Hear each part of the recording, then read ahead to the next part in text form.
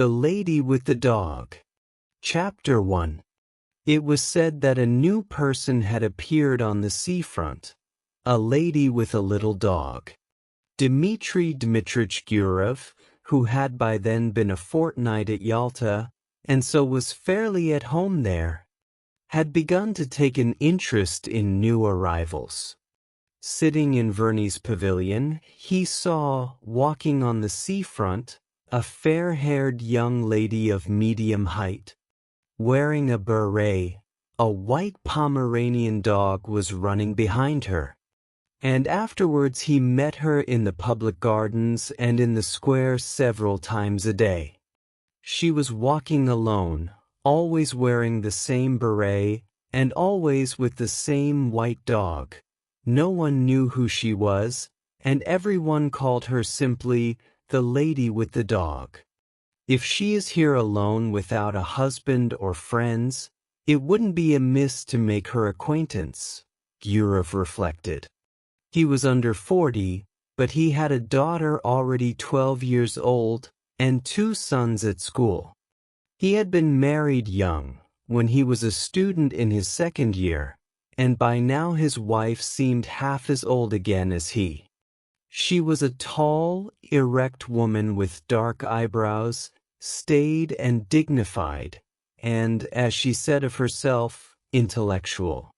She read a great deal, used phonetic spelling, called her husband not Dmitri, but Dmitri, and he secretly considered her unintelligent, narrow, inelegant, was afraid of her, and did not like to be at home. He had begun being unfaithful to her long ago, had been unfaithful to her often, and, probably on that account, almost always spoke ill of women, and when they were talked about in his presence, used to call them the lower race. It seemed to him that he had been so schooled by bitter experience that he might call them what he liked.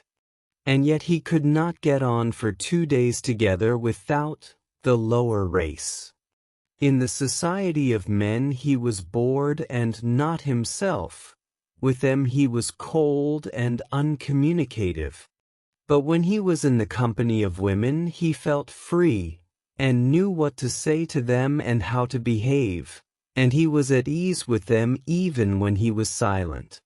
In his appearance, in his character, in his whole nature, there was something attractive and elusive which allured women and disposed them in his favor. He knew that, and some force seemed to draw him, too, to them.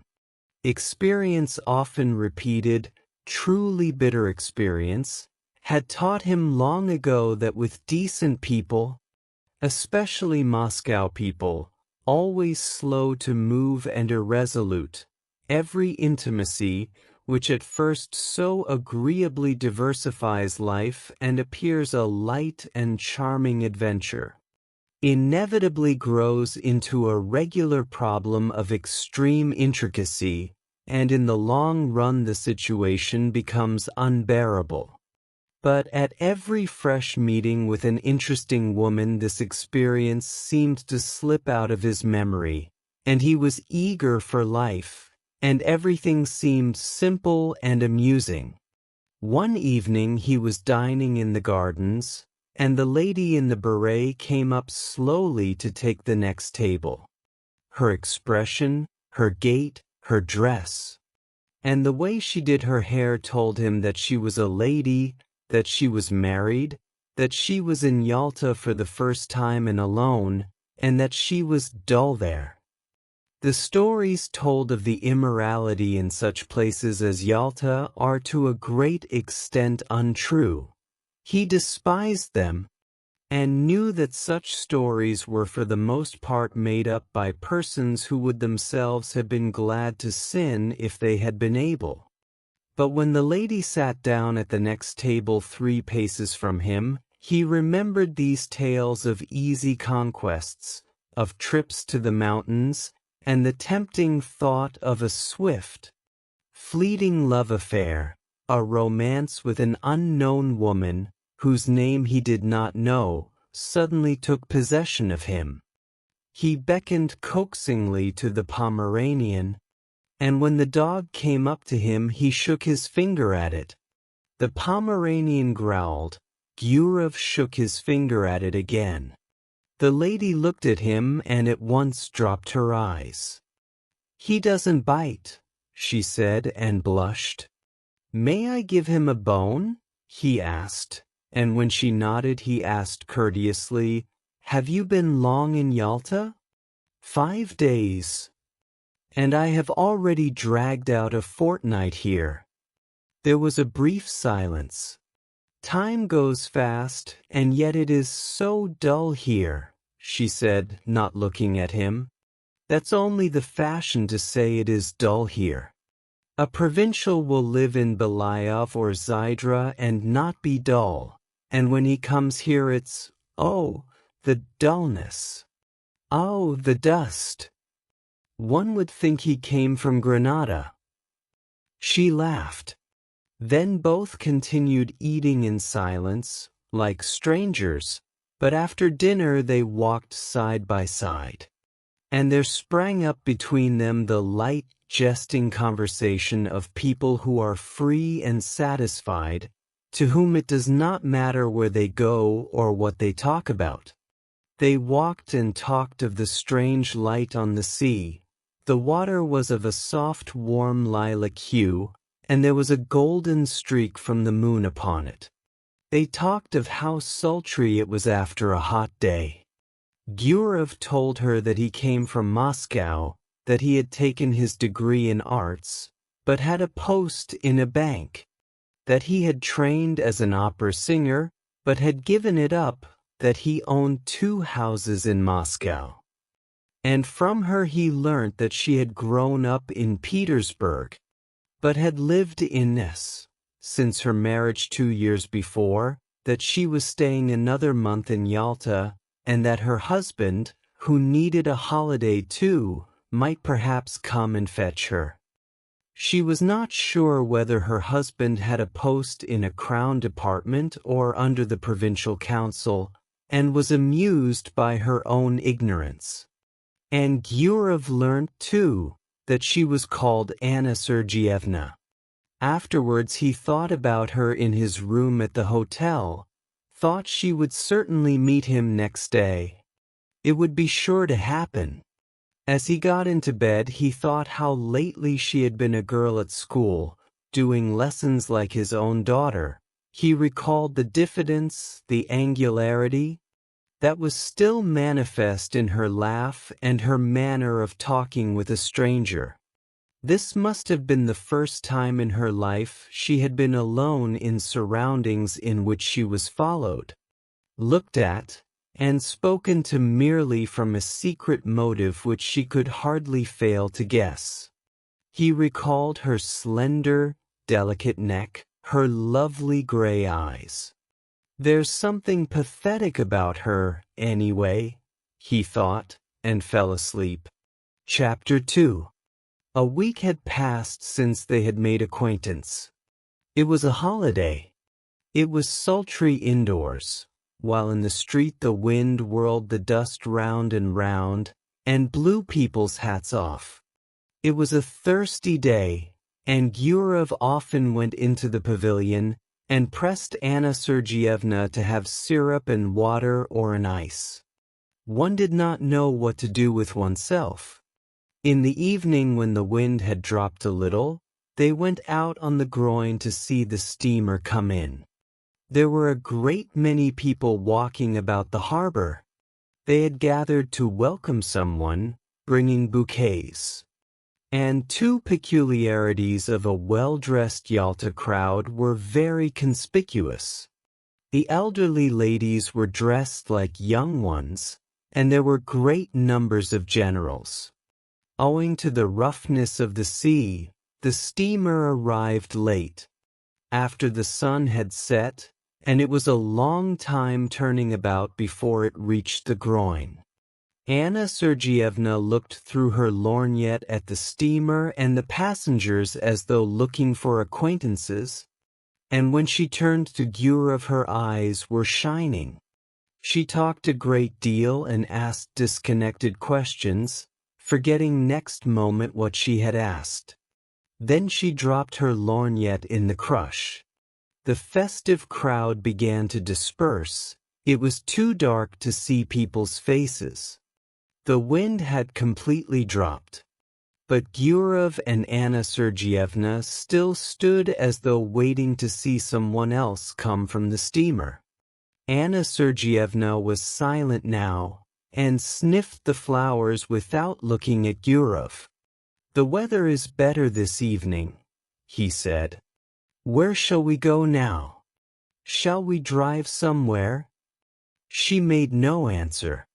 Then he looked at her intently, and all at once put his arm round her and kissed her on the lips, and breathed in the moisture and the fragrance of the flowers. And he immediately looked round him, anxiously wondering whether anyone had seen them. "Let us go to your hotel," he said softly. And both walked quickly. The room was close and smelt of the scent she had bought at the Japanese shop. Gurov looked at her and thought, what different people one meets in the world. From the past he preserved memories of careless, good-natured women who loved cheerfully and were grateful to him for the happiness he gave them, however brief it might be.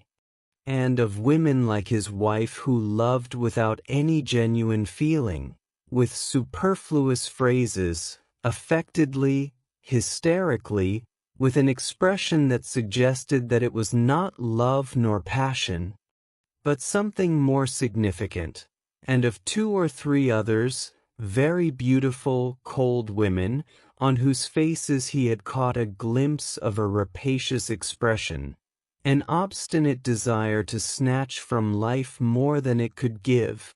And these were capricious, unreflecting, domineering, unintelligent women not in their first youth, and when Gurov grew cold to them their beauty excited his hatred, and the lace on their linen seemed to him like scales. But in this case there was still the diffidence, the angularity of inexperienced youth, an awkward feeling, and there was a sense of consternation as though someone had suddenly knocked at the door. The attitude of Anna Sergeyevna, the lady with the dog, to what had happened was somehow peculiar, very grave, as though it were her fall, so it seemed, and it was strange and inappropriate. Her face dropped and faded, and on both sides of it her long hair hung down mournfully. She mused in a dejected attitude like the woman who was a sinner in an old-fashioned picture. "It's wrong," she said. "You will be the first to despise me now." There was a watermelon on the table. Gurov cut himself a slice and began eating it without haste. There followed at least half an hour of silence. Anna Sergeyevna was touching. There was about her the purity of a good, simple woman who had seen little of life. The solitary candle burning on the table threw a faint light on her face, yet it was clear that she was very unhappy. "How could I despise you?" asked Gurov. "You don't know what you are saying." "God forgive me," she said, and her eyes filled with tears. "It's awful. You seem to feel you need to be forgiven." "Forgiven? I am a bad, low woman. I despise myself and don't attempt to justify myself. It's not my husband but myself I have deceived. And not only just now. I have been deceiving myself for a long time. My husband may be a good, honest man, but he is a flunky. I don't know what he does there, what his work is, but I know he is a flunky. I was 20 when I was married to him. I have been tormented by curiosity, I wanted something better. There must be a different sort of life, I said to myself. I wanted to live, to live, to live. I was fired by curiosity. You don't understand it, but I swear to God, I could not control myself. Something happened to me. I could not be restrained. I told my husband I was ill and came here. And here I have been walking about as though I were dazed, like a mad creature.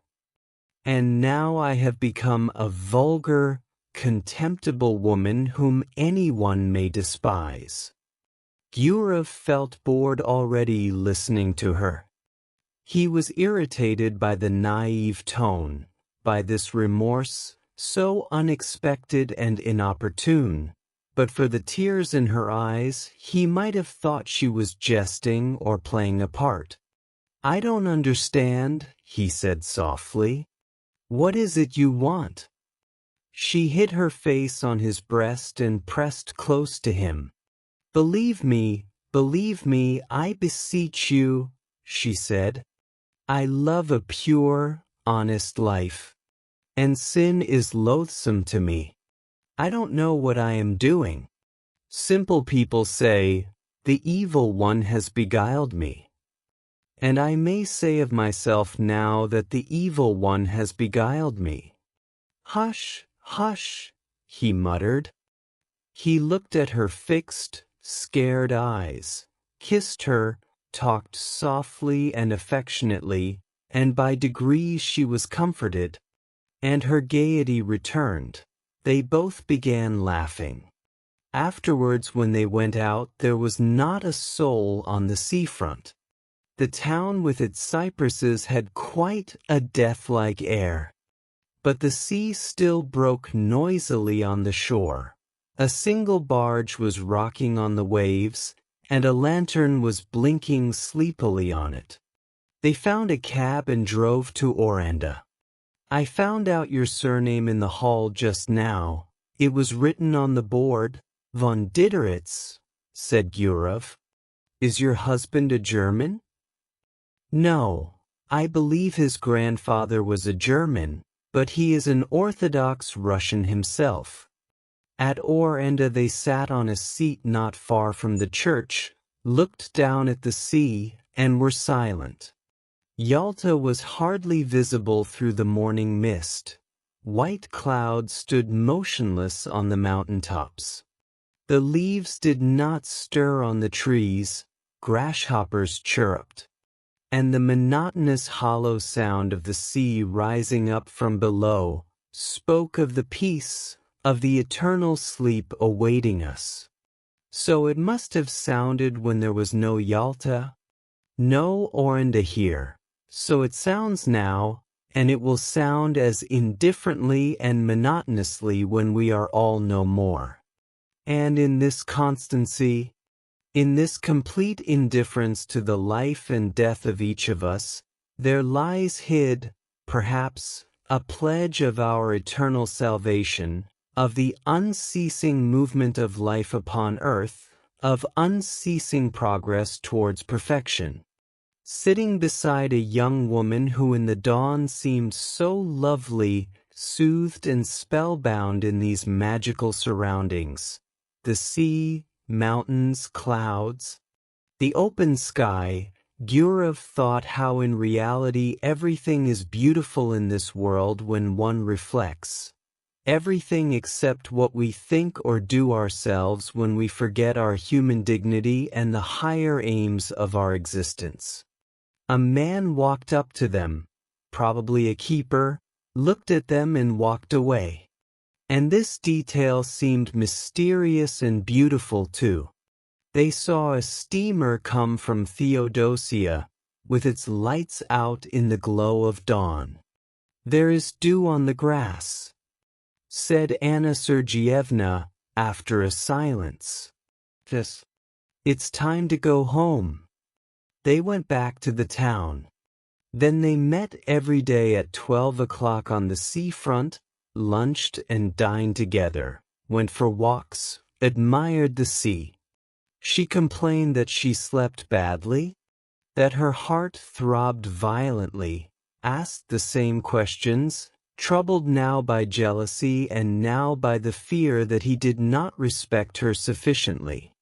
And often in the square or gardens, when there was no one near them, he suddenly drew her to him and kissed her passionately. Complete idleness. These kisses in broad daylight while he looked round in dread of someone seeing them, the heat, the smell of the sea, and the continual passing to and fro before him of idle, well-dressed, well-fed people, made a new man of him. He told Anna Sergeyevna how beautiful she was, how fascinating. He was impatiently passionate. He would not move a step away from her, while she was often pensive and continually urged him to confess that he did not respect her, did not love her in the least, and thought of her as nothing but a common woman. Rather late almost every evening they drove somewhere out of town, to Orenda or to the waterfall, and the expedition was always a success. The scenery invariably impressed them as grand and beautiful. They were expecting her husband to come, but a letter came from him, saying that there was something wrong with his eyes, and he entreated his wife to come home as quickly as possible. Anna Sergeyevna made haste to go. "It's a good thing I am going away," she said to Gurov. "It's the finger of destiny." She went by coach and he went with her. They were driving the whole day. When she had got into a compartment of the express, and when the second bell had rung, she said, "Let me look at you once more, look at you once again." "That's right." She did not shed tears, but was so sad that she seemed ill, and her face was quivering. "I shall remember you, think of you," she said. "God be with you, be happy. Don't remember evil against me. We are parting forever. It must be so, for we ought never to have met. Well, God be with you." The train moved off rapidly.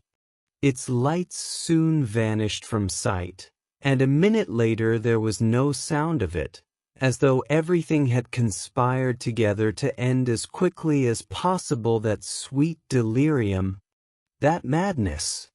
Left alone on the platform, and gazing into the dark distance, Gurov listened to the chirp of the grasshoppers and the hum of the telegraph wires, feeling as though he had only just waked up. And he thought, musing, that there had been another episode or adventure in his life, and it too was at an end, and nothing was left of it but a memory. He was moved, sad, and conscious of a slight remorse. This young woman whom he would never meet again had not been happy with him. He was genuinely warm and affectionate with her, but yet in his manner, his tone, and his caresses there had been a shade of light irony, the coarse condescension of a happy man who was, besides, almost twice her age. All the time she had called him kind, exceptional, lofty. Obviously he had seemed to her different from what he really was, so he had unintentionally deceived her. Here at the station was already a scent of autumn. It was a cold evening. "It's time for me to go north," thought Gurov as he left the platform. High time. Chapter 3. At home in Moscow everything was in its winter routine. The stoves were heated, and in the morning it was still dark when the children were having breakfast and getting ready for school, and the nurse would light the lamp for a short time. The frosts had begun already. When the first snow has fallen, on the first day of sledge driving it is pleasant to see the white earth, the white roofs, to draw soft, delicious breath, and the season brings back the days of one's youth. The old limes and birches, white with hoarfrost, have a good-natured expression. They are nearer to one's heart than cypresses and palms, and near them one doesn't want to be thinking of the sea and the mountains. Gurov was Moscow-born. He arrived in Moscow on a fine frosty day, and when he put on his fur coat and warm gloves, and walked along Petrovka, and when on Saturday evening he heard the ringing of the bells, his recent trip and the places he had seen lost all charm for him.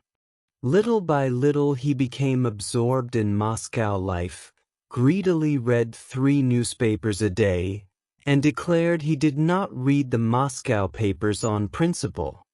He already felt a longing to go to restaurants, clubs, dinner parties, anniversary celebrations, and he felt flattered at entertaining distinguished lawyers and artists, and at playing cards with a professor at the doctor's club.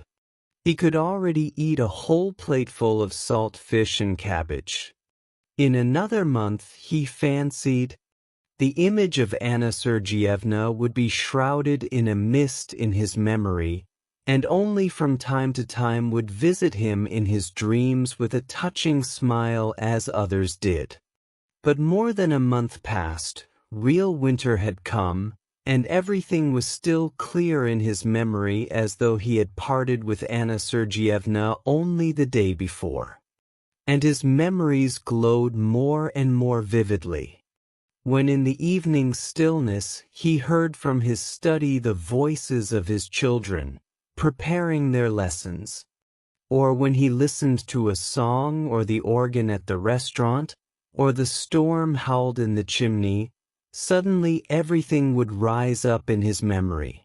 What had happened on the groin, and the early morning with the mist on the mountains, and the steamer coming from Theodosia, and the kisses. He would pace a long time about his room, remembering it all and smiling. Then his memories passed into dreams, and in his fancy the past was mingled with what was to come. Anna Sergeyevna did not visit him in dreams, but followed him about everywhere like a shadow and haunted him. When he shut his eyes he saw her as though she were living before him, and she seemed to him lovelier, younger, tenderer than she was, and he imagined himself finer than he had been in Yalta. In the evenings she peeped out at him from the bookcase, from the fireplace, from the corner. He heard her breathing, the caressing rustle of her dress. In the street he watched the women, looking for someone like her. He was tormented by an intense desire to confide his memories to someone. But in his home it was impossible to talk of his love, and he had no one outside. He could not talk to his tenants nor to anyone at the bank. And what had he to talk of? Had he been in love, then? Had there been anything beautiful, poetical, or edifying, or simply interesting in his relations with Anna Sergeyevna? And there was nothing for him but to talk vaguely of love, of woman, and no one guessed what it meant. Only his wife twitched her black eyebrows and said, "The part of a lady killer does not suit you at all, Dmitri." One evening, coming out of the doctor's club with an official with whom he had been playing cards, he could not resist saying, "If only you knew what a fascinating woman I made the acquaintance of in Yalta." The official got into his sledge and was driving away, but turned suddenly and shouted, "And Dmitri Dmitrich, and what?" "You were right this evening. The sturgeon was a bit too strong." These words, so ordinary, for some reason moved Gurov to indignation, and struck him as degrading and unclean. What savage manners, what people! What senseless nights, What uninteresting, uneventful days. The rage for card playing, the gluttony, the drunkenness, the continual talk always about the same thing. Useless pursuits and conversations always about the same things absorb the better part of one's time, the better part of one's strength, and in the end there is left a life groveling and curtailed, worthless and trivial, and there is no escaping or getting away from it, just as though one were in a madhouse or a prison. Gurov did not sleep all night, and was filled with indignation. And he had a headache all next day. And the next night he slept badly. He sat up in bed, thinking, or paced up and down his room. He was sick of his children, sick of the bank. He had no desire to go anywhere or to talk of anything. In the holidays in December, he prepared for a journey, and told his wife he was going to Petersburg to do something in the interests of a young friend, and he set off for S. He did not very well know himself. He wanted to see Anna Sergeyevna and to talk with her, to arrange a meeting if possible. He reached us in the morning, and took the best room at the hotel, in which the floor was covered with gray army cloth, and on the table was an inkstand, gray with dust and adorned with a figure on horseback, with its hat in its hand and its head broken off. The hotel porter gave him the necessary information. Von Dideritz lived in a house of his own in Old Goncharny Street. It was not far from the hotel. He was rich and lived in good style, and had his own horses. Everyone in the town knew him. The porter pronounced the name Drideritz. Gurov went without haste to Old Goncharny Street and found the house. Just opposite the house stretched a long gray fence adorned with nails. One would run away from a fence like that, thought Gurov, looking from the fence to the windows of the house and back again. He considered, today was a holiday, and the husband would probably be at home. And in any case it would be tactless to go into the house and upset her. If he were to send her a note it might fall into her husband's hands, and then it might ruin everything. The best thing was to trust to chance. And he kept walking up and down the street by the fence, waiting for the chance. He saw a beggar go in at the gate and dogs fly at him. Then an hour later he heard a piano, and the sounds were faint and indistinct. Probably it was Anna Sergeyevna playing. The front door suddenly opened, and an old woman came out, followed by the familiar white Pomeranian. Gurov was on the point of calling to the dog, but his heart began beating violently, and in his excitement he could not remember the dog's name. He walked up and down, and loathed the gray fence more and more. And by now he thought irritably that Anna Sergeyevna had forgotten him, and was perhaps already amusing herself with someone else. And that was very natural in a young woman who had nothing to look at from morning till night but that confounded fence. He went back to his hotel room and sat for a long while on the sofa, not knowing what to do. Then he had dinner and a long nap. How stupid and worrying it is, he thought when he woke and looked at the dark windows. It was already evening. Here I've had a good sleep for some reason.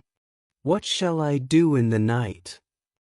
He sat on the bed, which was covered by a cheap gray blanket, such as one sees in hospitals, and he taunted himself in his vexation. So much for the lady with the dog, so much for the adventure. You're in a nice fix. That morning at the station a poster in large letters had caught his eye. The geisha was to be performed for the first time. He thought of this and went to the theater. It's quite possible she may go to the first performance, he thought. The theater was full. As in all provincial theaters, there was a fog above the chandelier. The gallery was noisy and restless. In the front row, the local dandies were standing up before the beginning of the performance, with their hands behind them. In the governor's box, the governor's daughter, wearing a boa, was sitting in the front seat, while the governor himself lurked modestly behind the curtain with only his hands visible. The orchestra was a long time tuning up. The stage curtain swayed. All the time the audience were coming in and taking their seats. Gurov looked at them eagerly. Anna Sergeyevna, too, came in. She sat down in the third row, and when Gurov looked at her, his heart contracted.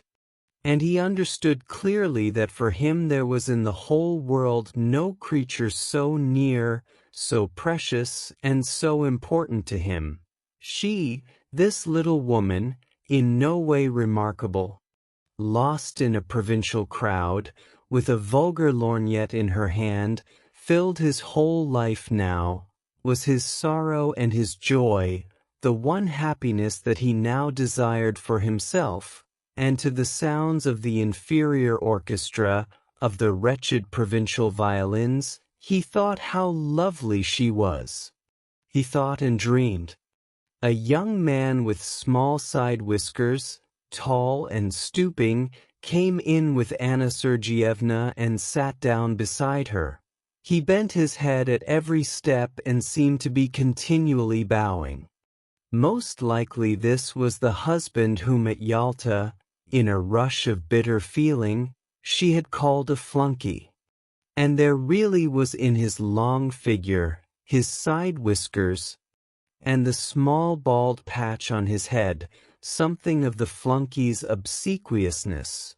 His smile was sugary, and in his buttonhole there was some badge of distinction like the number on a waiter. During the first interval the husband went away to smoke. She remained alone in her stall.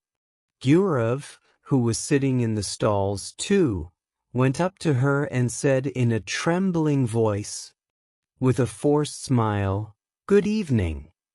She glanced at him and turned pale, then glanced again with horror, unable to believe her eyes, and tightly gripped the fan and the lorgnette in her hands, evidently struggling with herself not to faint. Both were silent. She was sitting, he was standing, frightened by her confusion and not venturing to sit down beside her. The violins and the flute began tuning up. He felt suddenly frightened. It seemed as though all the people in the boxes were looking at them. She got up and went quickly to the door. He followed her, and both walked senselessly along passages and up and down stairs, and figures in legal, scholastic, and civil service uniforms, all wearing badges, flitted before their eyes. They caught glimpses of ladies, of fur coats hanging on pegs. The drafts blew on them, bringing a smell of stale tobacco. And Gurov, whose heart was beating violently, thought, "Oh, heavens! Why are these people here and this orchestra?" And at that instant he recalled how when he had seen Anna Sergeyevna off at the station, he had thought that everything was over and they would never meet again. But how far they were still from the end! On the narrow, gloomy staircase over which was written, "To the amphitheater," she stopped. "How you have frightened me," she said, breathing hard, still pale and overwhelmed. "Oh, how you have frightened me. I am half dead. Why have you come? Why? But do understand, Anna, do understand," he said hastily in a low voice. I entreat you to understand. She looked at him with dread, with entreaty, with love. She looked at him intently, to keep his features more distinctly in her memory.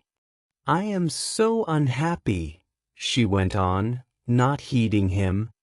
I have thought of nothing but you all the time. I live only in the thought of you. And I wanted to forget you. But why, oh, why have you come? On the landing above them 2 schoolboys were smoking and looking down, but that was nothing to Gurov. He drew Anna Sergeyevna to him and began kissing her face, her cheeks, and her hands. What are you doing? What are you doing? She cried in horror, pushing him away. We are mad. Go away today, go away at once. I beseech you by all that is sacred. I implore you. There are people coming this way. Someone was coming up the stairs. You must go away, Anna Sergeyevna went on in a whisper. Do you hear, Dmitri Dmitrich? I will come and see you in Moscow. I have never been happy. I am miserable now. And I never shall be happy, never. Don't make me suffer still more. I swear I'll come to Moscow. But now let us part. My precious, good, dear one, we must part. She pressed his hand and began rapidly going downstairs, looking round at him, and from her eyes he could see that she really was unhappy. Gurov stood for a little while, listened, then, when all sound had died away, he found his coat and left the theater. Chapter 4.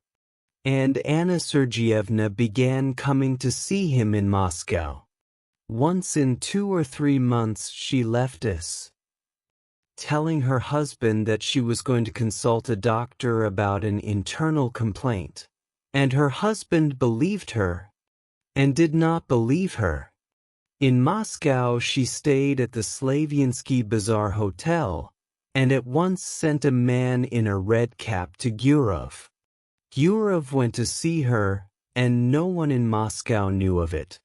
Once he was going to see her in this way on a winter morning. The messenger had come the evening before when he was out. With him walked his daughter, whom he wanted to take to school. It was on the way. Snow was falling in big wet flakes. It's 3 degrees above freezing point. And yet it is snowing, said Gurov to his daughter. The thaw is only on the surface of the earth. There is quite a different temperature at a greater height in the atmosphere. And why are there no thunderstorms in the winter, father? He explained that too. He talked, thinking all the while that he was going to see her, and no living soul knew of it, and probably never would know. He had 2 lives. One open, seen and known by all who cared to know, full of relative truth and of relative falsehood. Exactly like the lives of his friends and acquaintances, and another life running its course in secret. And through some strange, perhaps accidental, conjunction of circumstances, everything that was essential, of interest and of value to him, everything in which he was sincere and did not deceive himself, everything that made the kernel of his life, was hidden from other people, and all that was false in him, the sheath in which he hid himself to conceal the truth, such, for instance, as his work in the bank, his discussions at the club, his lower race, his presence with his wife at anniversary festivities, all that was open.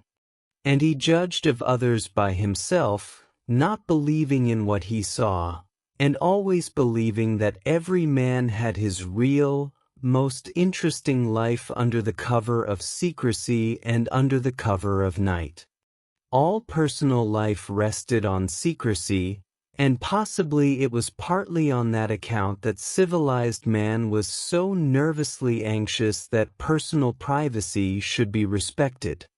After leaving his daughter at school, Gurov went on to the Slaviansky Bazaar. He took off his fur coat below, went upstairs, and softly knocked at the door.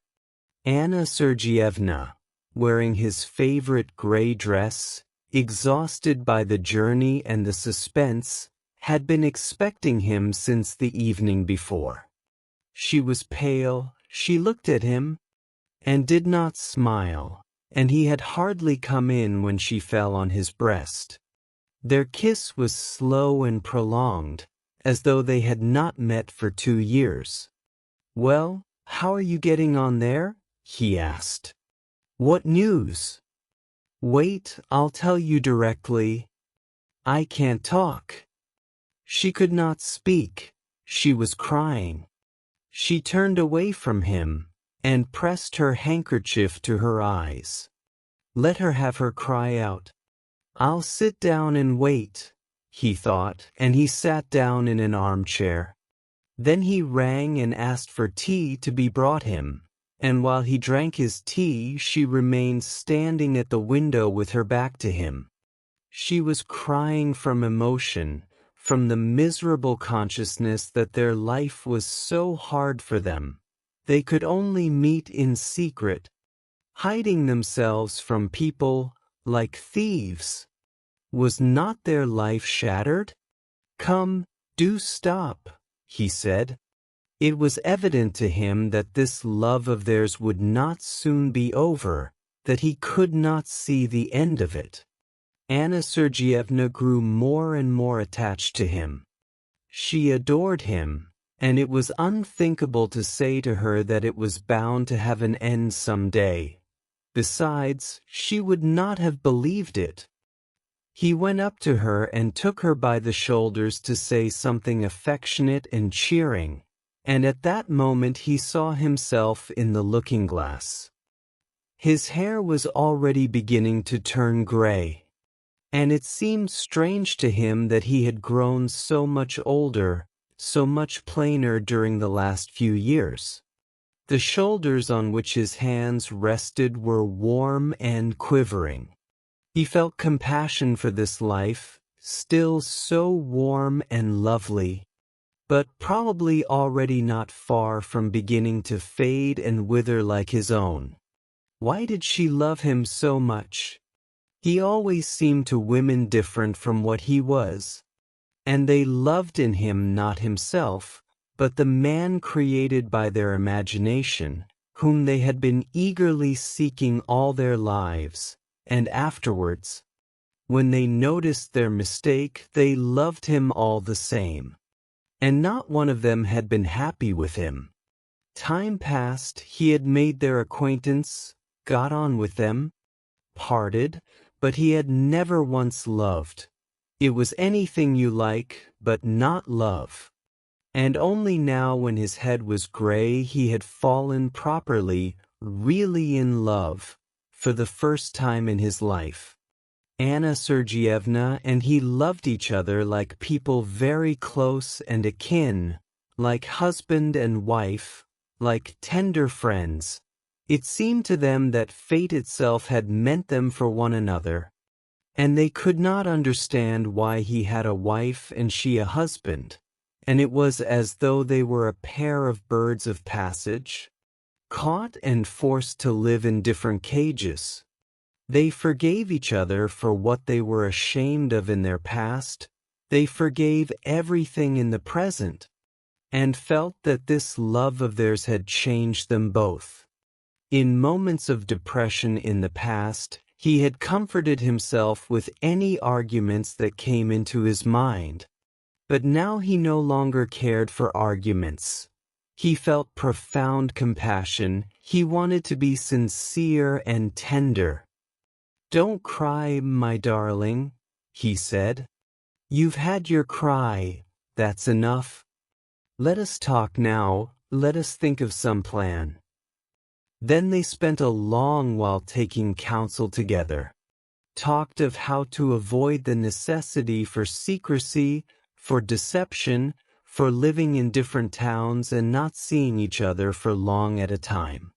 How could they be free from this intolerable bondage? How? How? He asked, clutching his head. How?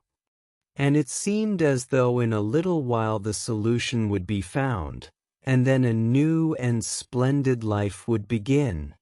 And it was clear to both of them that they had still a long, long road before them, and that the most complicated and difficult part of it was only just beginning. The end. If you enjoyed the story and want to say thank you, then you can subscribe to my channel and visit it.